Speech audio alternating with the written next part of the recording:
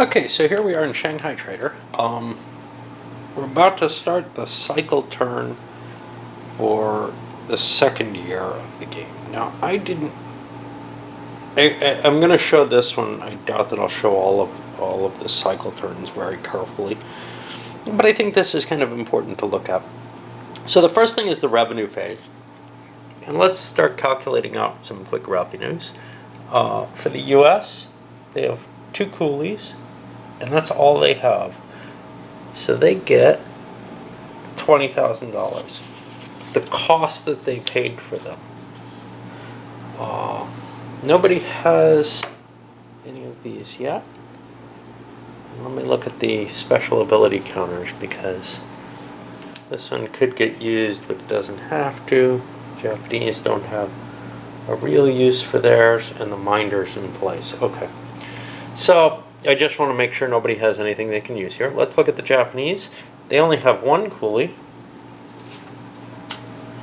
The Germans have 2 and an unserviced warehouse.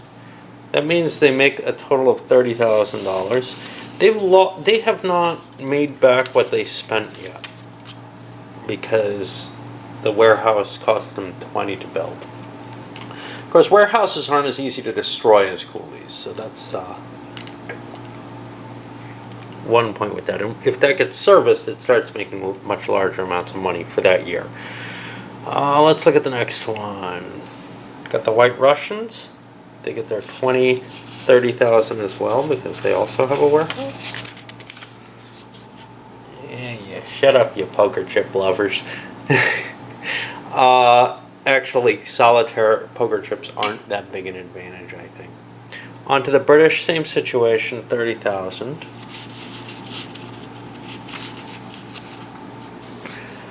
And now the poor French, they get 20.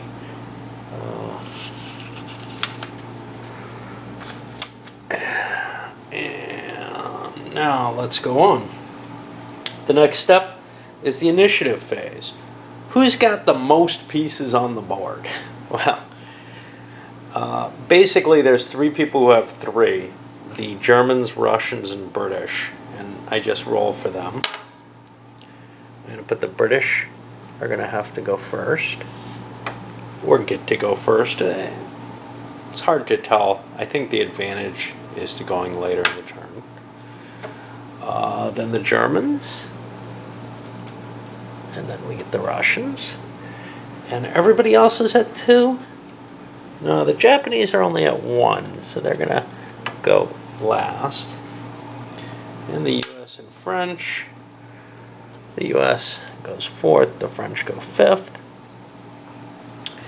Now we go to the collusion phase. It's where some negotiation and discussion would take place. There's not a lot to happen right now, except maybe, oh, don't hit me with that. Well, he didn't take much from it. Nobody's that worried. Nobody's too interested in dock protection yet, although the Germans having the customs swindle available soon.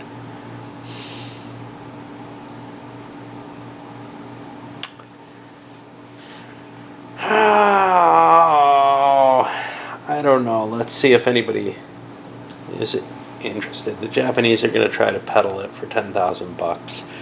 At least one of them. Nobody's interested, and I think that's probably for the best. The hell happens in deployment? I don't know what happened. The police and the monks get deployed to protect areas. Okay, now we're going to move into the winter turn, and the first thing we have is the shipping. And this is a die roll. The shipping numbers are 1, which means there will be nothing in the winter or spring. There'll be 1 in the summer, and that shows up in dock 3.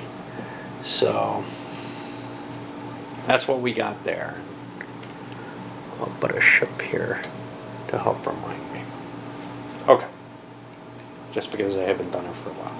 Now we hit the event phase. And the event is the gala performance. Nobody has anything yet, so no, that's still not going to take effect.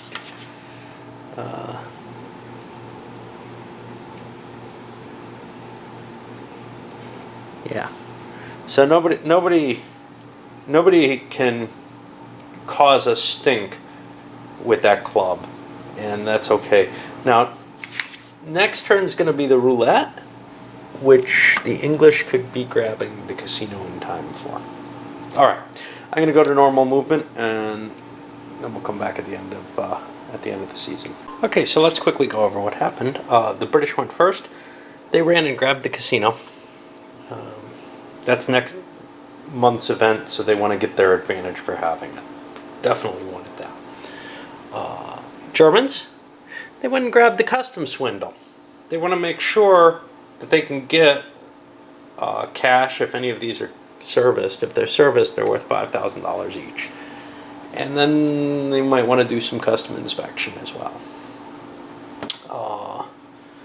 The Russians, what did the Russians do? They went and bought the racetrack. Mainly a matter of, maybe we'll do something else next turn, but right now, let's just grab this before something happens. Might as well have it early. The U.S. The U.S. didn't like either of their areas. They went to expand into the Great Shipping Line now, and they failed there too. So they're having a horrible game so far. The French went across and managed to get a warehouse, and the Japanese got both the Bubbling Well Road locations finally. So now they can either go to the Buddhist monastery or try to build a dock to get something serviced.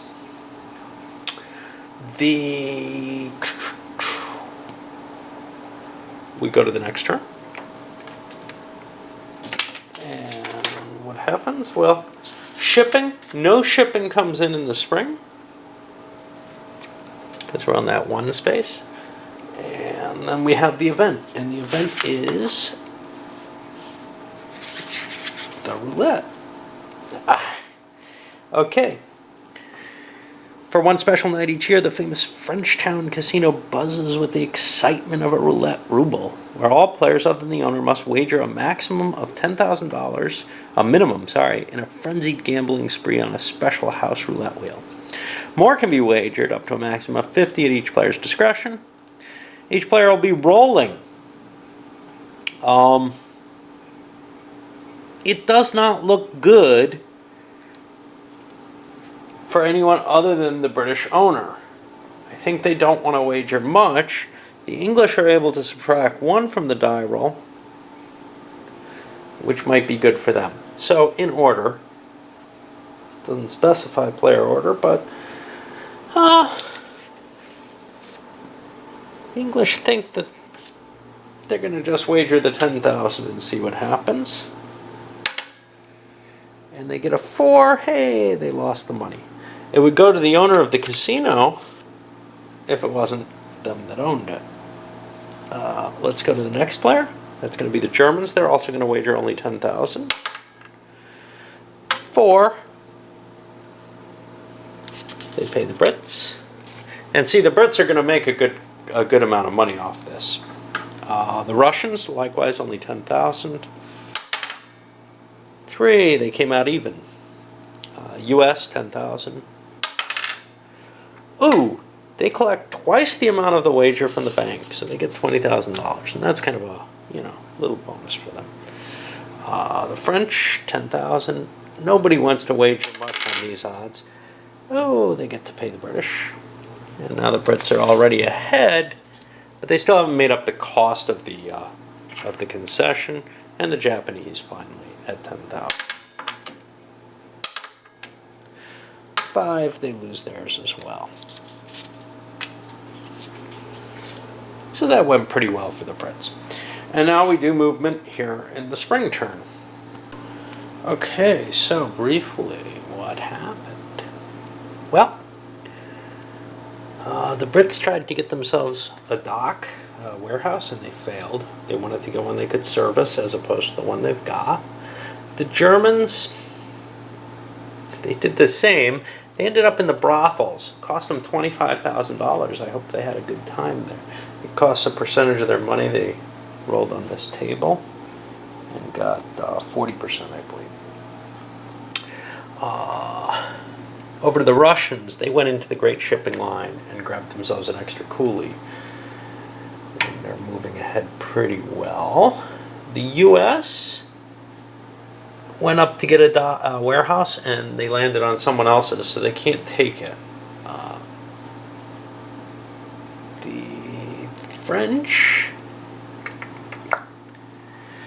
want to expand into the transport company. If they can get this, then they're going to be able to collect $5,000 every time somebody crosses the Wangpu River. What kind of poop? And then finally, the Japanese grabbed themselves their own warehouse. So far, we're still not seeing a lot of conflict in the game. We're going to move on to summer, and this would be the Bastille Day Bash, which is in the French Club. That's not going to happen. The effect to that is the owner of the French Club can charge someone or a group of people up to $50,000, and they just have to pay him. That's simple. They have to pay the tab. That is the French way. Huh? I don't know. Anyway, we're going to stop there. I'm going to run through another play, and we've got the picnic races coming up in the autumn after that. Okay, so here we are in summer turn, and this is the only turn where there's going to be a ship coming in. We hit shipping, and it comes in to the Yangqing dock. And what happens here? Well, all of the warehouses at this dock get serviced, and that's good. The customs swindle gets $15,000, $5,000 per dock that's swindled. That too is nice. Oops. Yeah, let's cheat. The event, the Bastille Day Bash, isn't happening because nobody has the French Club yet. I don't know why the French haven't picked it up. They went and did something odd instead. People make mistakes. Me more than most. Okay. And now we go to the regular movement phase. And at this point, the Nazis are going to probably, not the Nazis, the Japanese are going to deploy their own guard. That'll make life harder, but the customs agent is going to be used as well. Now,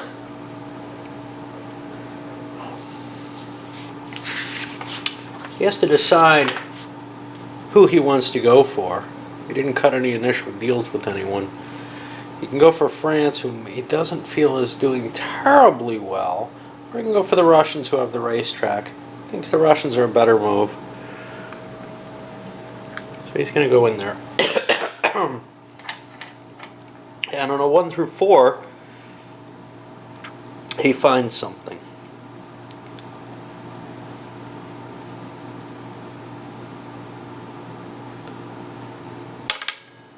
And he does. And he's going to shut that warehouse down. Now, the Russians can come to a deal with him to have him removed. He's being played by, who's got that? The Germans. So, you know, at this point it's hard to tell. It's currently worth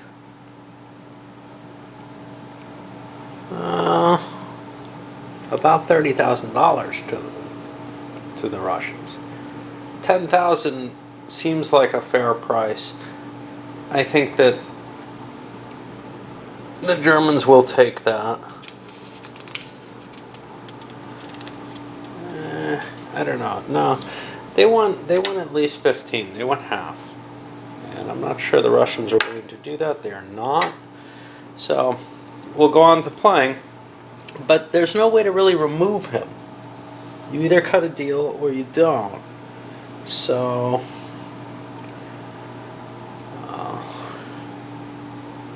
I'm not sure why the Russians aren't willing to go 50-50. Maybe they will next turn, let's see. Okay, so let's see what happened. The British got nowhere. Or did they buy this turn? I don't know if they succeeded or not. The Germans got themselves hauled in by the tongs and lost half their cash on hand, $25,000. The Russians playing around over there. The U.S. failed again. The French, I don't think I don't know if I even played them. If I did, they failed again. And then the Japanese went in and for what, $50,000, got themselves a manager of a factory, which gives them a full pyramid all the way up, and that will bring them 100,000 if nobody does anything about it.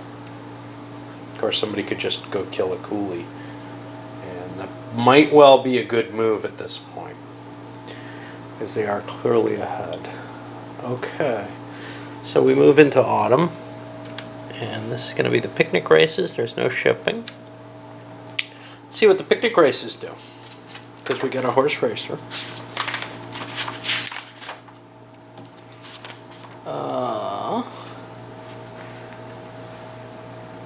Everybody has to put $10,000 in a prize pool. Then it's added 50%. Everybody has to? All players.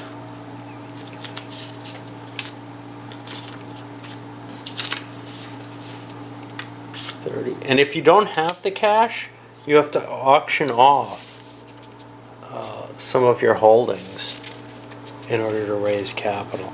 So any required payment like this, it works that way. And then there'll be 30,000 more put in. And now, each player gets a roll. The owner of the racetrack can take +2 to the die roll. However, instead, he could just withdraw from the race and take half the cash. 5, 6, 7, 8, 9. He'd get $45,000. So does he want an assured half? Or does he want a shot at all of it? He's going to go for the assured half.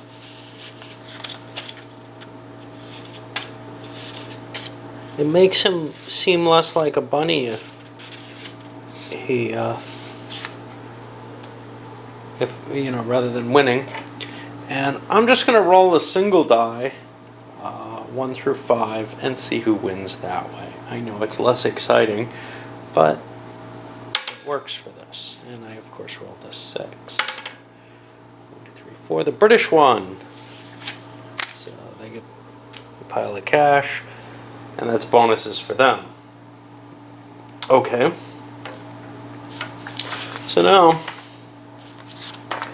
I think we move to the regular movement phase, and there are a couple of actions that people are going to want to take. The Germans are going to want to do some spying, and we may start seeing people trying to aim at the leaders by trying to, shoot up some of their coolies, or maybe even use other powers. It's hard though. For example, if you wanna use what's that for? For corrupting.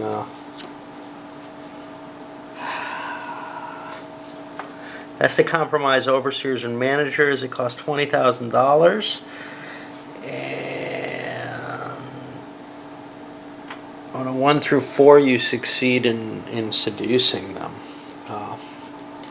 A mugger, you target somebody in the street, and on a 1 through 4, you pay $30,000. On a 1 through 4, you take half their cash in hand. But they can only be used in the international area. So clearly, the easier thing to do at this point is to hire thugs. And there are no protections against them. The monks and the police haven't been deployed. So I think we're going to start seeing that kind of struggle going on. All right.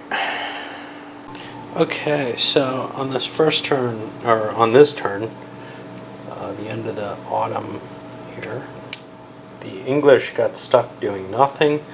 The Germans went and bought, they have very little money, they bought a coolie over in the currency trader, but they also sicked their spy on the Japanese. They only got a one-turn penalty on the Japanese. They'll be getting them back next year. Not a big thing. They might have been better off trying to hit somebody who's got more cash on hand and just get a payoff, but it looked like Japan's in the lead here. The Russians failed to get anywhere. The US failed. The French failed again. Japan wasn't allowed to move. The one thing that did happen, the Russians shot one of the Japanese coolies, and now they no longer have a full triangle or pyramid. So they're not going to make much money. They're only going to make the trading post value they have of 10 at the beginning of the year. And that's why you need more trading posts than it would appear you need. They also aren't able to get the Buddhist monastery now because they no longer have both trading posts in the area. So they got hosed pretty hard for jumping out to kind of a good lead. You know what hasn't happened? We haven't come to a deal with the Russians yet. Are they willing to accept 50% with the Germans? Yeah, they'll split the 50. So we're talking about, they owe $15,000 to remove that.